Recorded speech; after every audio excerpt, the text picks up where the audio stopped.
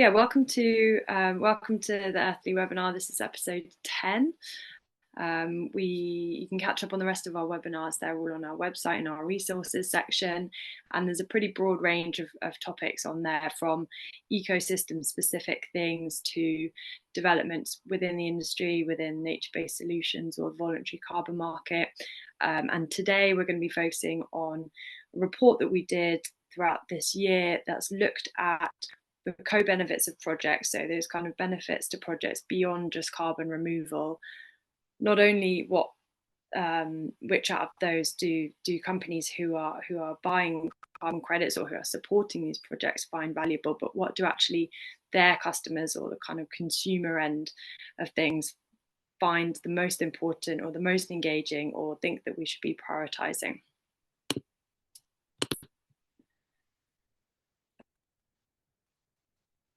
Okay, so I'm delighted to introduce our panel. Should be on the right side now. Delighted to introduce our panel to you today. Ollie is the co-founder and CEO of Earthly, a regular on our webinars, who's also recently been invited to be an advisor on the International Advisory Panel for Biodiversity Credits. We've also got Hannah Reid, who sits on Earthly's scientific board. She's an independent consultant. She works on climate change, biodiversity, poverty and sustainable development, so touches on loads of the co-benefits that we can talk about in our survey. And then Olivia, who used to sit on the research team, the head of research at Earthly, but is now working on a PhD at the Imperial Centre for Environmental Policy. She's nature-based solutions expert and working on things like developing approaches to scale conservation and sustainable development in line with nature-based solutions. So I'm going to pass you over to Ollie now to talk more about the report that we did. Ollie, can you just give me a shout when you would like to move on to the next slide? Out of the three pillars that we focus on, carbon, biodiversity and social impacts, to date, carbon has had most of the attention and most of the funding. And perhaps to kick off, why is that? Why hasn't biodiversity kind of also had as much attention and funding? And I think the simple answer is carbon is a lot simpler. It's a lot easier to track. We have the Keeling curve looking at the parts per million of carbon in the atmosphere, and sort of biodiversity and social are so much more complex and are so much more harder to kind of track and to measure.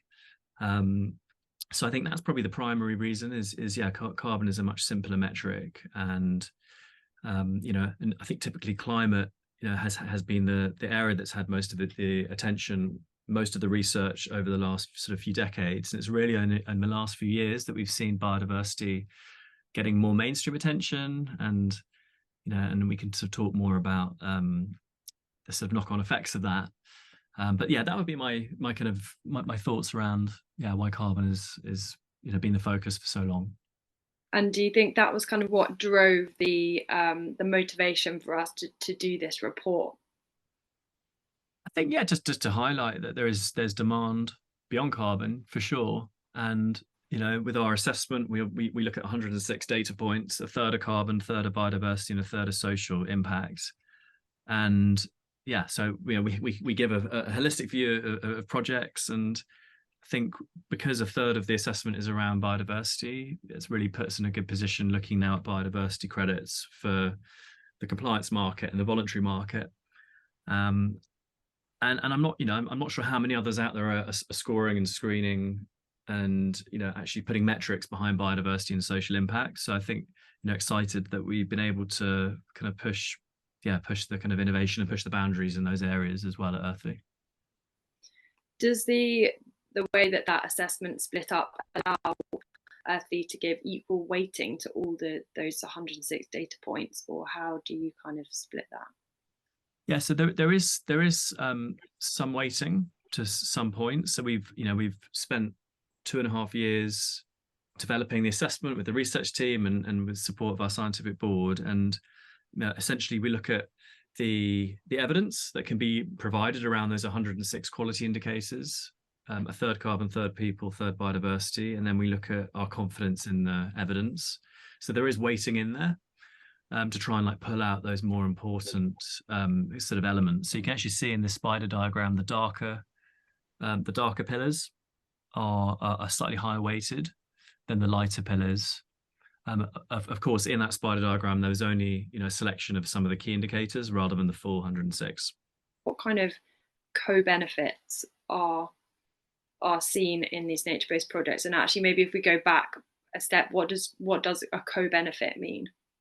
So you've got projects that are investing primarily in carbon, and you're looking at maybe seeing if for your investment you can also get social and biodiversity benefits. So those code benefits would be sort of fitting in that category, and they can be a whole variety of things. That could be, protecting an endangered species, setting up a nature reserve if they're biodiversity oriented, or it can be social relationships, social cohesion, health benefits, education benefits, things that you didn't necessarily plan for or you're not targeting in your project, but nice surprises when you find that you're implementing it, particularly if you're implementing it well. One last thing I wanted to ask you, Ollie, before we get on to kind of the results of the survey is, with all this kind of the information on all these co-benefits and all the different data points, how do you find that information, and how do you gather all that information for the assessment? So yes, I think it's an important thing to touch on, and as you can see in the slide that you're sharing, that's our data stack. So we pull in data from a range of different sources. Some are private sources from partnerships we have with people like B0. Some is public data. And the idea is the more that we can kind of ingest, then the higher our confidence can be around those quality indicators. And a lot of the assessment work is manual at the moment, but we're working now on ways to automate the sort of the screening of different data points to enable us to screen more information.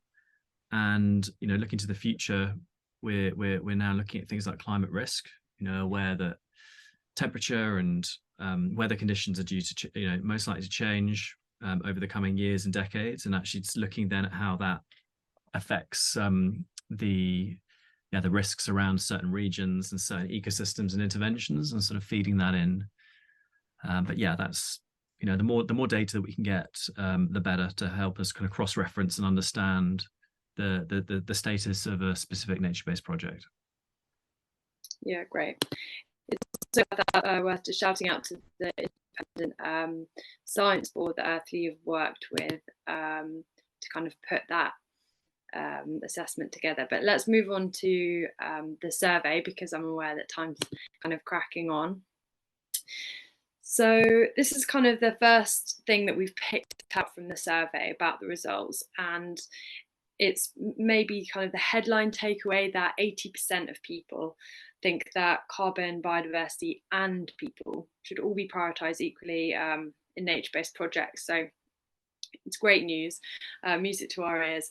This is followed then, as you can see, by just carbon and biodiversity, and then just carbon, and then finally the smallest section was people who thought carbon and social impact was the most important.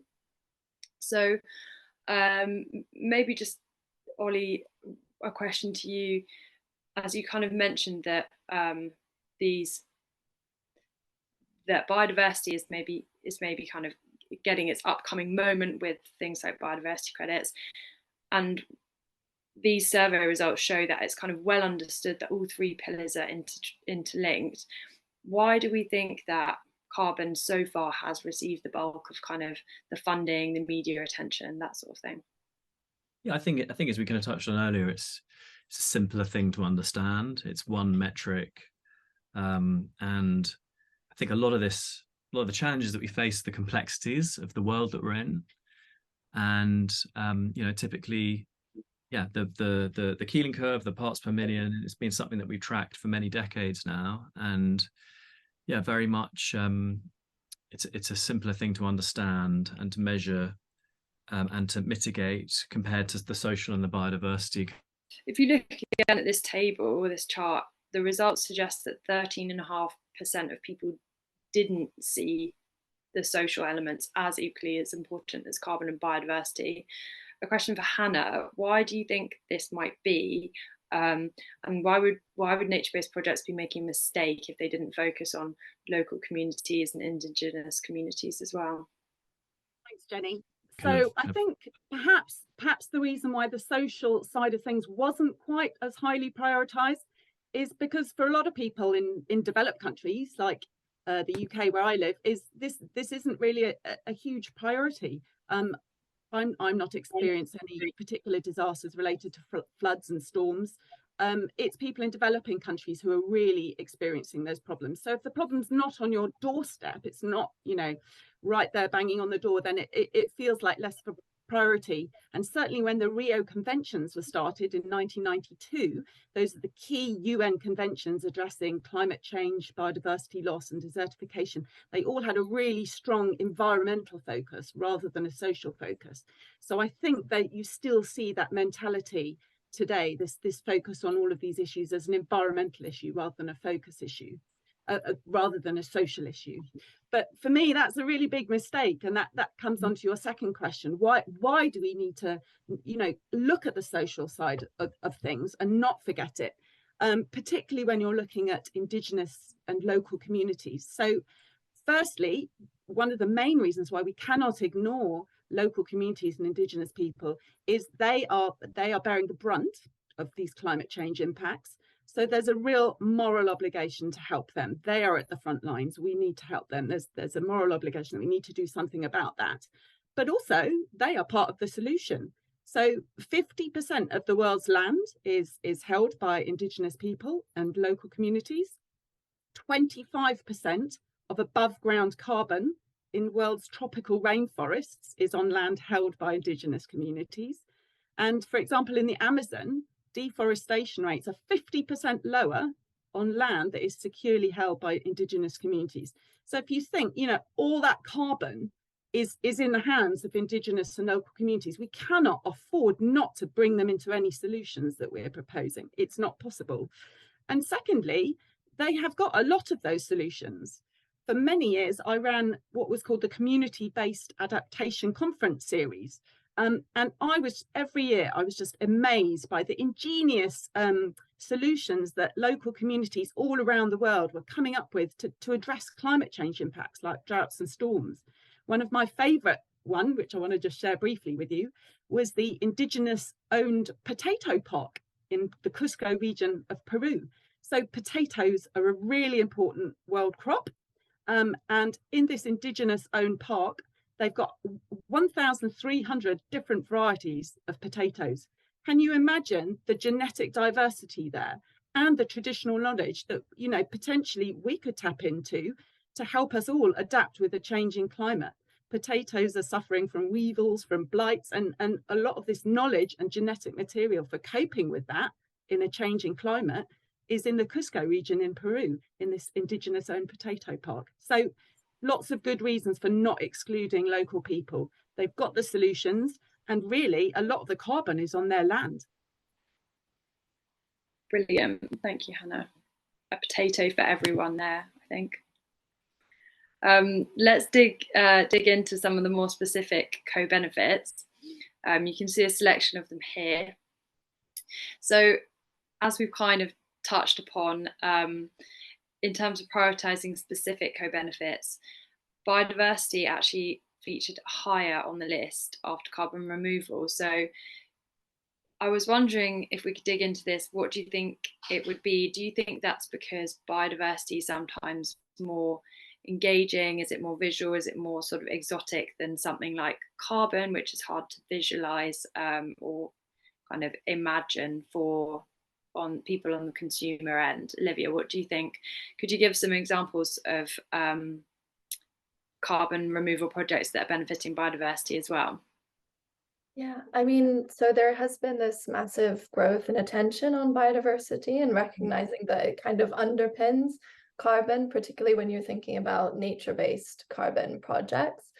When it comes to carbon removal, I think when we're thinking about biodiversity, the starting point in my mind has to be protection and just recognizing that there is huge amounts of irrecoverable biodiversity in forests and grasslands, and it takes millions of years in some cases, for example, in the Amazon, to generate these kind of biodiverse interlinked systems. So recognizing the value of those systems for biodiversity and starting protection is important.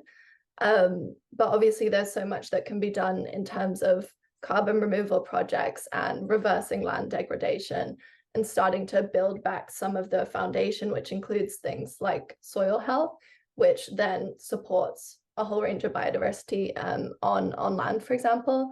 So there's a great project called TIST. It's a giant network of farmers, subsistence farmers, who are integrating trees into their farms and carrying out agroforestry activities. And this has managed to scale up across 4 different countries, including Kenya and Tanzania, so places where you're seeing already huge impacts of climate change linked to drought. And they've successfully planted, I think, over 19 million trees. And this has a big impact on forest cover when you aggregate all of these little plots of land that are starting to integrate trees into their farming systems. And the program has been designed really well to think about the trade-offs in terms of people and biodiversity as well. So obviously the trees can provide benefits to people, whether it's in terms of fruit or firewood or as fodder for livestock, but they can also provide habitat for biodiversity. And if you choose the species carefully, so for example, avoiding things like eucalyptus, which can drain water from the soil, and instead choosing species that can regenerate the soil, you can have a really positive impact on that below ground biodiversity. And when you manage to scale something across landscapes like this, you can reduce habitat fragmentation, which is also important for above ground animals like birds.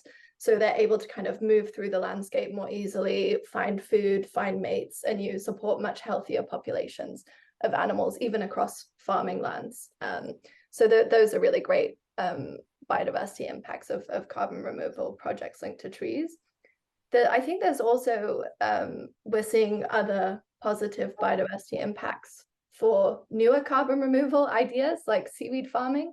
So I think we've seen like endangered species on camera traps in seaweed farms around the UK. But the challenge with some of these systems is that we're still at the early stage of monitoring and really understanding how to optimize these carbon removal projects so that they do have a positive impact on biodiversity and no unintended consequences. But I think it looks really, really promising in those areas as well.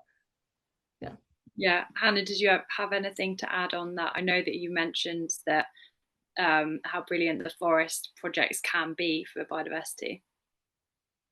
I think so. I think, like Olivia says, we know much more about sort of forest management and forest restoration in terms of their ability to sort of capture and lock up carbon. You know, the ways of measuring it in coastal environments, ocean environments, the science behind that is just less well developed, but it's coming along really well, like she says. The way I personally offset, obviously I try not to fly, but you know, when I have to fly, when I offset with the gold standard, and I do it with a project in Panama, and I particularly like this project because the carbon's not very cheap. It's $38 per ton, but the additional benefits in sort of as well as the carbon that it protects the land, so which has been incorporated into a nature reserve, and it also protects species, and they're reforesting with native species. So you've got all these, you know, additional biodiversity benefits in it, as well as the carbon, which is just personally what appeals to me. Yeah, so you are one of the sort of the perfect respondents to our survey there. That is, in a nutshell, you've kind of explained the code of benefits that you prioritise and that you think are really important. Also quite high up the list of priorities was climate adaptation and resilience. So Hannah, can you explain what climate adaptation actually means and how nature-based projects can help with this? Yeah, so adaptation is a sort of technical jargon word, but basically means it's how we're going to cope. How are we going to cope with these storms, these floods, these droughts? They're coming. Climate change is underway. We're already experiencing these things. How are we going to cope? That's what we mean by adaptation. And there are different ways to do adaptation. So we can use social ways to do adaptation. For example, early warning systems, ways to communicate with local communities when you know that a cyclone is coming. You can use infrastructure. So a classic there would be a great big seawall to, you know, protect against sea level rise and storms. Or you can use nature-based approaches for climate change adaptation. And this is what essentially this webinar is all about, isn't it? It's about looking at the carbon, but having those other benefits too. And nature-based approaches to climate adaptation provide a huge opportunity there. Often they work pretty well, and they have a bunch of co-benefits. So the classic poster child for nature-based solutions to climate change adaptation is mangroves, coastal mangroves. They are really great at locking up carbon. They're really great at helping communities with climate change adaptation. They're really great at withstanding storms and sea level rise. They rise up as the sea level rises, which a seawall doesn't do. They come with a bunch of different co-benefits. So they provide nurseries for fishing, for fishers and fish and fishermen. They provide wood that local communities can use for fuel and construction. Like I said, they lock up carbon, they do water filtration. So they've got all these masses of co-benefits, and they're often cheaper as well. It can be cheaper to restore mangroves than it can be to build a seawall. And certainly if you think about the cost of keeping that infrastructure going compared to the costs of just keeping the mangroves going. Mangroves are largely self-sustaining. You just leave them alone and protect them. But, you know, a seawall will require a lot of money regarding maintenance as you go along. So economically, nature-based solutions to adaptation can work out quite well as well. Do you want me to tell you a little bit about this big research program that I did on nature-based solutions to adaptation? Yes, absolutely. Please do. Yeah. So I'm a scientist, and we were looking at a whole range of different nature-based solutions to climate change adaptation. We were essentially wanted to know, do they work or not? And we were looking at activities which included slope restoration in Nepal to cope with landslides, pastoralist rangeland management systems in Kenya to cope with drought, and in Peru, watershed restoration to help with downstream water supplies, which are struggling because of climate change related changes in rainfall. So we looked at a whole range of different nature-based solutions to adaptation, and we found that they worked. So first and foremost, we found that they were effective at helping people cope with climate change adaptation, and they had a whole range of co-benefits as well. So the one in Kenya that was one of my favourites, it was a fantastic project working with local pastoralists to manage the rangeland to help them cope with drought. We found a whole range of co-benefits in really surprising areas. So the local communities became much healthier because their livestock was healthier, and also because the local water supplies were protected. So waterborne diseases were reduced. The men had to travel for work far less. They didn't have to go quite so far to search for pasture and water for their cattle. So they were around much more. So what that did for family relationships was great. And then community cohesion was strengthened. And I think my favourite example was that they had a bit more money because their livestock were doing better. So they could afford to pay for things like traditional local weddings, which was fantastic for local community cohesion. So all of these sort of additional co-benefits were things that we hadn't really anticipated in addition to those adaptation benefits. Thank you for sharing that, because that's so interesting to hear about the really specific co-benefits, especially when they kind of come from slightly unexpected places. So the weddings, for example, is a really nice anecdote. Let's look back at the graph. So we can see gender equity is ranked quite low in the priority list there. Olivia, maybe you could kind of touch on why do you think this would be? I can definitely try to speculate, although I'm sure Hannah can share a lot more around gender. It's not kind of my area of expertise, but I think it can get swamped by the, because obviously this is a ranking exercise, and it's really hard to choose between all of these different outcomes, and it can get a bit swamped by things that are kind of all encompassing, like health, or that people already maybe really see the benefits of, so like jobs and education. I think there's a good understanding of that, whereas gender I think can just be overlooked sometimes, and maybe we don't or it's not communicated well enough how transformative focusing on gender can be, because obviously it can be really important for women and girls in the community where the project is being carried out.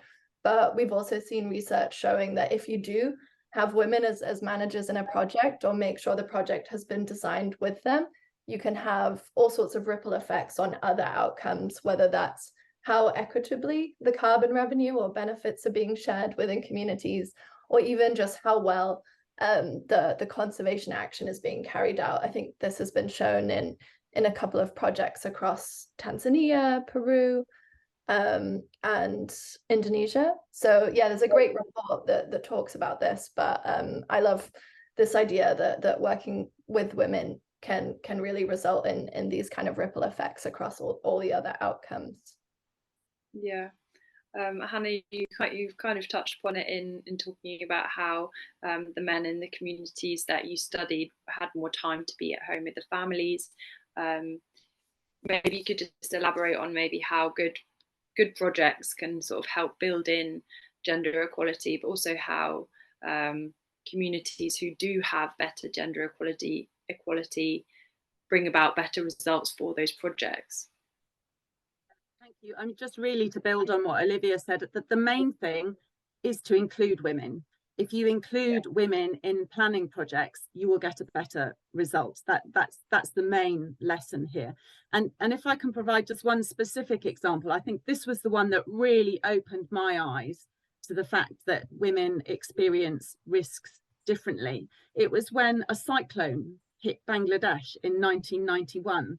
So the death rate for women compared to men, women were 5 times more likely to die than men in rural areas in Bangladesh when the cyclone hit.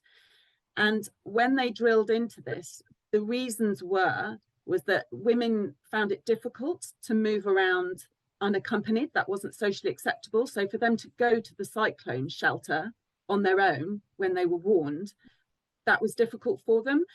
It was difficult for them to be in the shelters with men that they didn't know, especially if they were nursing small children. That was culturally not something they were comfortable with. And really importantly, girls weren't taught to swim. So the number of girls that drowned was just far, far higher. So if women had been included in planning for how to cope with hurricanes and storms, you might have seen a different outcome.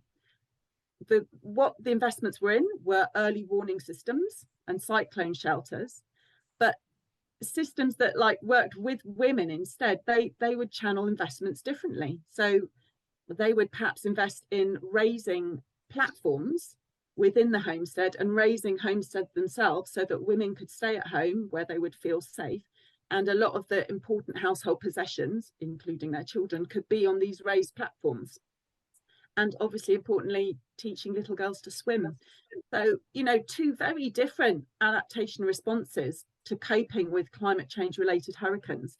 For men, storm shelters, early warning systems. For women, swimming lessons and raising homesteads and platforms with them. So the key lesson here is you need to bring women into that planning process because they experience the risk differently, and they will help you find a solution that will suit them as well as the men.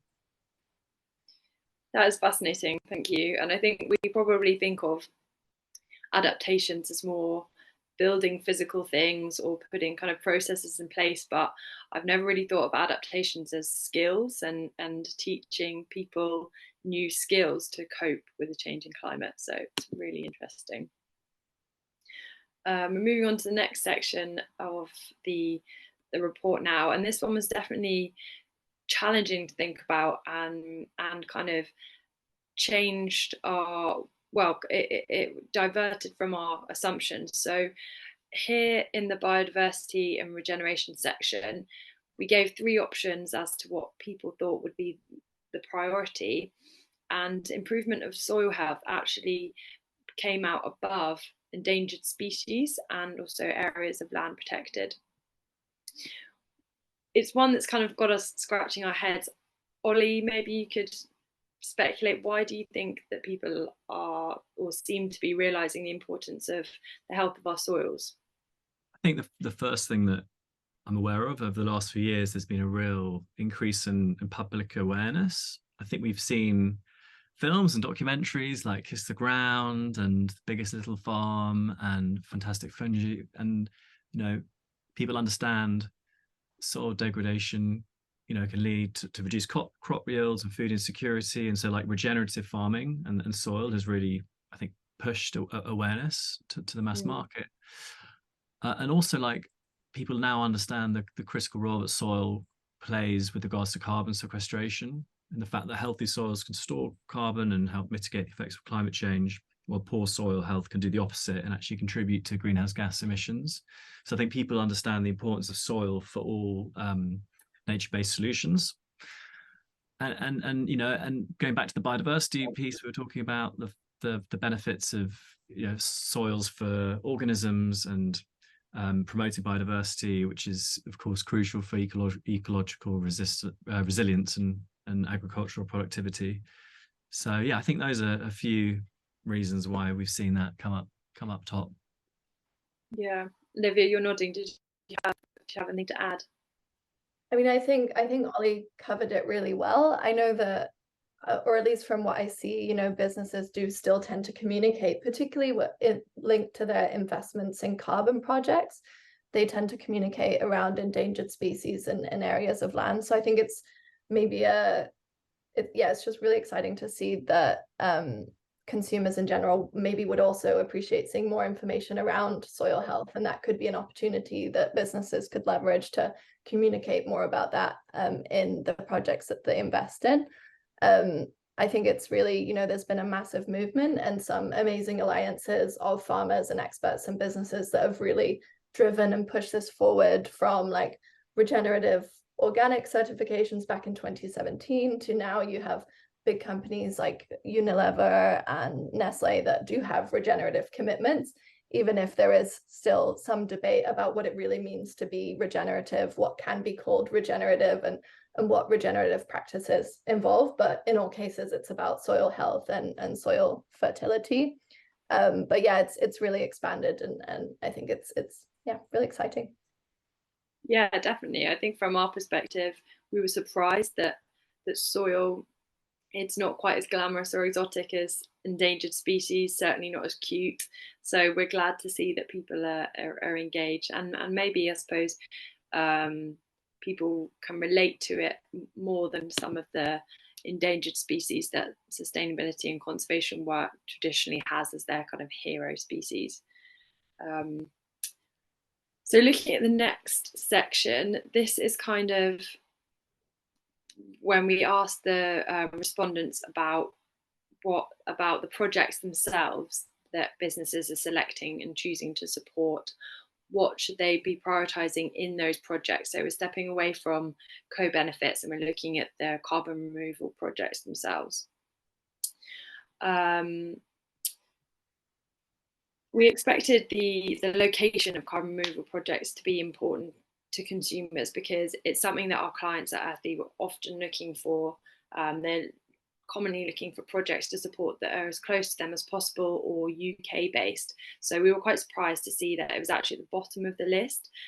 Evidence of impact was the top priority. So consumers really want businesses to support projects that can really show what progress they're making. Ollie, why do you think location has shown to be less important to consumers, and why project impact is probably the most important? I think the main thing is it's a global issue, and so it makes sense to focus on the most impactful solutions, and having a kind of a regional perspective perhaps doesn't make so much sense when given the urgency of situation and the time sensitivity. We should just be focusing on projects that make the biggest impact. So I think that's probably one of the main things, and potentially the consumers prioritize effectiveness of a project, removing carbon from the atmosphere. So they'd be they're interested in how much carbon is sequestered and the scientific validity versus the location. you know, having evidence of impacts, you know, directly relates to transparency and trustworthiness of a project. So I think, you know, as we've developed our assessment, we've seen there's a real range of quality in the market. And so evidence of impact, you can understand with the trust issues and the quality issues we're seeing in the market, how that might be also top of mind for people at the moment. And I think, yeah, there's, you know, going back to the global view, we were seeing kind of global solidarity and a global kind of responsibility. It's a shared global responsibility when it comes to environmental issues. And so, you know, perhaps consumers feel that a moral imperative to support the most impactful projects, no matter where they are. So yeah, those are just a few thoughts around why we're maybe seeing that. Yeah, I think consumers are becoming more and more critical. We see it from the lens of greenwashing and consumers calling out brands. So there is kind of a culture for wanting that impact to be evidence and wanting these projects to be as high quality as possible. Olivia, why do you think that businesses and consumers maybe perceive project location differently? Yeah, I think Ollie covered it really well when it comes to the consumer side of things. The priorities look a little bit different. When you're a business, it's really important that you think about impact in terms of your supply chain, where you're sourcing your products and how you're doing that and how you carry out your operations. And while businesses are also thinking about the positive impact they can have, they also have to think about the mitigation hierarchy as well. So how can they avoid environmental harm and then minimize it, and then think about restoration, and then think about offsetting. So in many cases, for them, it makes sense to align their investments with this mitigation hierarchy work they're already doing. So that could mean investing in projects close to their supply chains or within that region where they're able to align the positive slightly closer to the negative. And obviously this doesn't replace the work that they would be doing to avoid or reduce the negative impacts that they're having, but it can be really complementary to those activities. So the priorities are a little different, and I do think it makes sense for businesses to think about impact in terms of their supply chains as well, depending on what type of business they are. Yeah. On this table, we can also see that verification actually was surprisingly low down the list. And I think at first glance, that's kind of linked to impact. But why do you think people have maybe picked it out as something that is less of a priority? Yeah, I can take that a little, and then if anyone wants to expand, feel free. But I guess verification, it's kind of a technical mechanism. So you don't need verification to actually generate impact or even have evidence, but it is something that allows you to use things instrumentally. So for example, to create a carbon offset credit. And it can also be huge in terms of driving transparency. So making sure that projects are sharing evidence and that this is being looked at by third parties. But in terms of carbon specifically, there's obviously been a lot of news and growing mistrust around certification and verification bodies. So, you know, there's now a huge number of years worth of evidence from carbon markets about what works and what doesn't. And this is, you know, being brought to the fore through various journalism and scientific articles. And we obviously, there's needs to be this update in methodologies themselves. So how we validate a carbon impact, it kind of needs to catch up a little with the technology and new methods for predicting and monitoring carbon in systems. So I think it just reflects that like slight mistrust and recognition that these processes need to be improved and kind of modernized to some degree. And obviously there is a lot happening there with self-regulation. So the ICBCM trying to develop some labeling around projects and verifying them. And then outside of carbon, there maybe has also been this lack of verification around co-benefits. So there haven't been as many ways to say, yes, this co-benefit has been really robustly monitored and accounting for, and we can be sure that it's having the impact that it says it is. There have been certifications, so like community climate biodiversity standard that's linked to Verra, and it helps projects say some things about the impact they're having on people and biodiversity. And then there are some standards that really have people and biodiversity more integral or in their core. So like Plan Vivo, for example, you have to be looking at people and biodiversity in a similar way to looking at carbon. But now we're just starting to see the emergence of these new ways to verify biodiversity and social impact. So obviously the whole field of biodiversity credits and projects that are doing kind of carbon and biodiversity accounting together. So Replanet is a great example of that.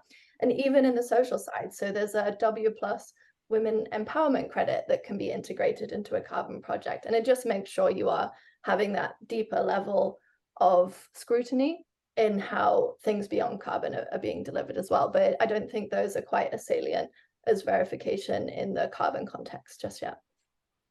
Right. Well, it sounds like it is sort of starting to seep throughout the industry, and the more quantification or verification of those co-benefits we can get, the better, for sure. We're going to move on now to talk about the limitations of the survey, just because we'd love to kind of extend this research. We'd love to look into, ask different people the same question, ask the same people different questions.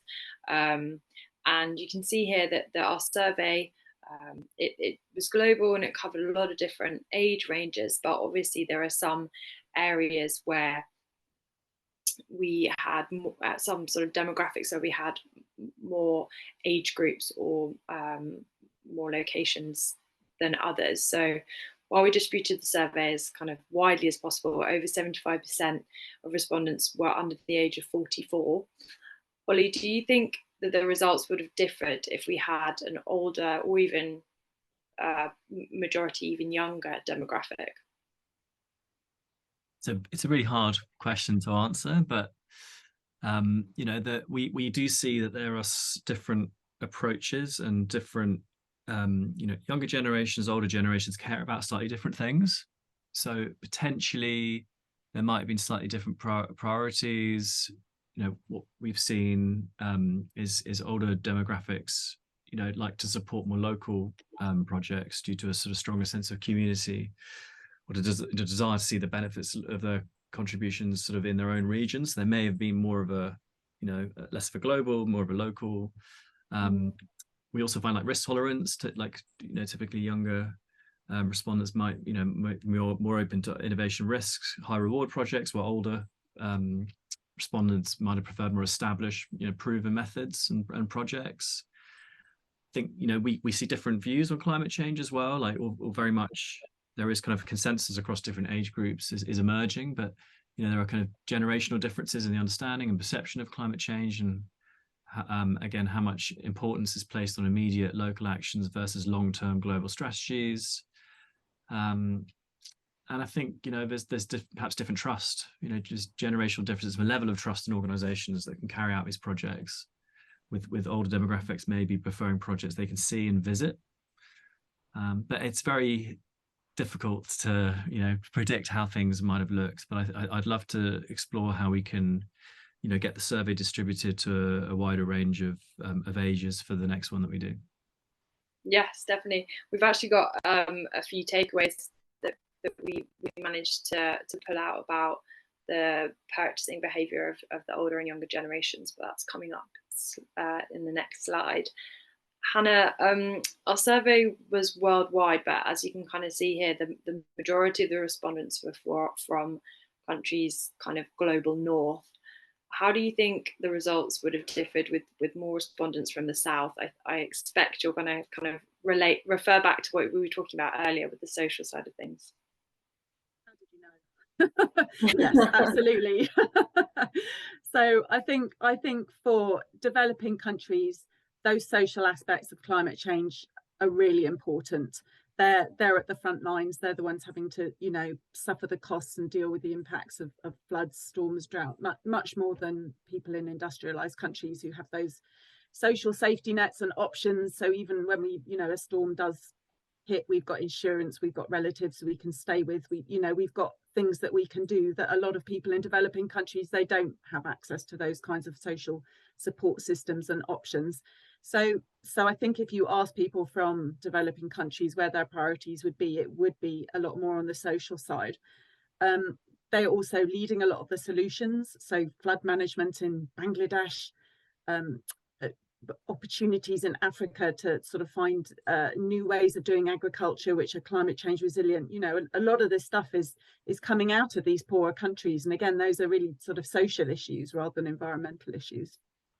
I also think that the carbon footprint of a country or a person, it's just less important for people in developing countries. In Bhutan, for example, Bhutan is actually a climate negative country. It locks away more carbon than it emits in total. So to start lecturing Bhutan on how they need to, you know, reduce their national carbon emissions is, you know, that's an odd thing to do, isn't it? And also the average people. So the average person from Niger or Malawi or Uganda, in fact, gobbles up as much carbon in 2.5 days compared to the average Australian would gobble up all that, you know, that carbon in a year. I don't think I'd explain that at all. Anyway, the average Australian is just emitting so much more carbon than the average person from Niger or Malawi or Uganda. The two are opposite ends of the spectrum. Yeah. So again, sort of where the onus on, you know, tackling carbon emissions lies and looking away, it's really not with developing countries here. And I've seen that you know, in practice with people, but also very much at the level of the UN negotiations as well. In '92, climate change, the UN climate change agreement, the framework convention, started out very much with an environmental focus, and developing countries have been pushing for years now to sort of think about climate change as a social issue. And I suppose the latest little victory in that battle is this new fund called the Loss and Damage Fund, which the details of which still need to be worked out at the forthcoming UN negotiations next month, I think. But again, this was developing countries driving this. You know, they want compensation for damage that has been caused by developed countries and all these carbon emissions. And that's what they've been driving for in the negotiations process. So, you know, that was one small victory, and it sort of demonstrates for me how, you know, how important they find this issue of adaptation and loss and damage. You can see that in at the national level, at the local level, but very much at the international level as well. Yeah, that definitely is in line with, I think, where they want to represent so many projects in developing countries, just because they've been disproportionately affected, but also the financial support can kind of help those projects recover so much more and at a much greater speed and scale. And I think that emphasis on impact, like Ollie was saying, you know, people want to know that what they're investing in makes a difference, and they're prepared to look away from their own doorstep to see that. So I think that's being reflected there. Yeah, exactly.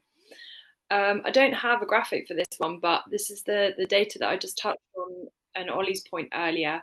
Our survey supports a lot of other research which is out there, that consumers at all ages are willing to pay more for sustainable products. Our survey kind of dug into that and showed that the percentage of the respondents who were willing to pay for sustainable products increased with age. So as people get older, as they have more disposable income, they're willing to pay more and more for sustainable products.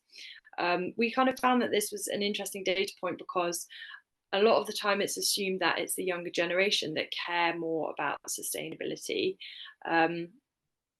So we were excited to see that spread of sort of prioritizing sustainability is spread throughout the generations, and it's not as clear cut as that. Ollie, maybe a question that's slightly diverted from the rest of the webinar, but what kind of ways do you think that brands or companies can kind of connect with an older audience or their younger audience on sustainability? Yeah, I think, look, first of all, there are a few things that, you know, regardless of age, I think everyone connects with. And the one thing we talk a lot to brands and companies about is transparency, you know, clearly communicating your sustainability efforts, kind of the path you're on, and to not be afraid to kind of talk about the areas for opportunity. And that, you know, really helps kind of build trust with customers. You know, having third-party certifications, partnerships. It's one of the reasons why at Earthly we're developing that, and we can support on that, can kind of provide credibility to sustainability claims, focusing on project quality and longevity. I think everyone wants that sort of durability and the quality of sustainable products. It's something that appeals to everyone. And then perhaps looking at a younger audience, using social media and digital marketing to engage, interactive content such as challenges, online communities, working with influencers can kind of help get cut through. And perhaps showcasing the use of innovative technologies and materials is going to appeal more to younger consumers that are looking for kind of cutting edge solutions. And tailoring your strategy for an audience, employing traditional media channels to get in front of them, educational content that explains the benefits and necessity of sustainability. I think older consumers might appreciate more in-depth understanding of how their purchases are making a difference, and perhaps connected to that, emphasizing the impact of sustainability on future generations, having more of a legacy message there, which might resonate with older individuals, thinking about the world that that they're going to leave behind. So yeah, those are just a few kind of thoughts on that. Excellent. Yeah, that's a really good point about kind of the legacy side of things. And I also think that younger generation, they are open to more innovation. They're kind of open to more change and disruption. So the last question that I want to put to you guys before we go to some questions from the Q&A, and just to our audience, if anyone has questions for the panel, just drop them in the Q&A now. But in a more general sense, Hannah, Olivia and Ollie, what advice would you give to companies choosing which carbon removal projects to support? Any volunteers for who wants to go first? I can. Go on, Olivia. So I think before you get to offsetting, I think we mustn't lose sight of what we all need here, and that the first thing we all need to focus on is decarbonisation. So Olivia referred to the mitigation hierarchy. It's a technical term, but what it essentially means is the first thing we need to do is not emit. We have to keep those fossil fuels in the ground. Then when we do have to admit some things, we have to do our very best to cut those emissions, to make them as small as possible. And you only get to offsetting as like the last resort. There are unavoidable emissions from your company operations. That's when you look at offsetting. So I just think, first of all, can we just keep in mind the bigger picture here? Science has been very clear that the impacts of global warming above 1.5 degrees are really devastating, particularly for developing countries. So that's the big goal that we mustn't lose sight of here, and offsetting is just one small part of that, the main part of it being to keep those fossil fuels in the ground. But once you get to the offsetting, I would encourage companies, firstly, you've got to pick something that does no harm. If you're going to invest in something that locks up carbon brilliantly, make sure that it doesn't have any really negative social impacts, like Indigenous people are being kicked off their land, or you're going to make an important species extinct whilst you're busy locking up the carbon. So pick something that won't do any harm. Pick something where you've got really strong social and biodiversity benefits as well. There's tremendous opportunity, given the interlinkages between climate change, development and biodiversity. Given those interlinkages, they're all so closely linked together. There's a real opportunity to invest in something, often for not very much more money, that can nail all three of those things and not just the carbon. So look at that.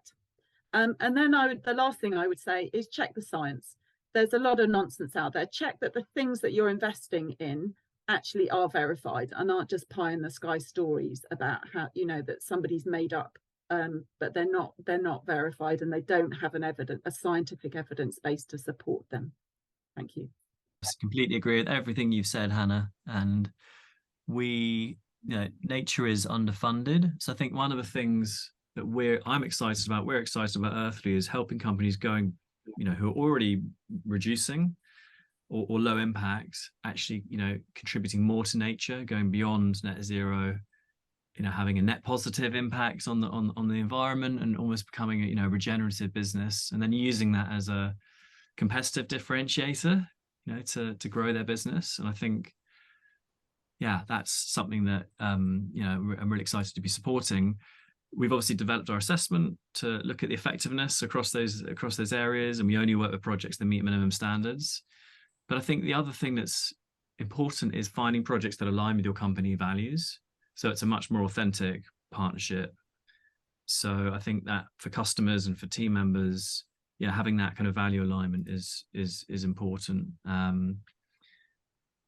And then engaging, you know, supporting and telling people about the journey you're on, about the projects you're supporting, the impacts, the challenges, the opportunities, and just having that kind of open dialogue around the ongoing relationship that you have with the project. So those are some of my thoughts. And over to you, Olivia.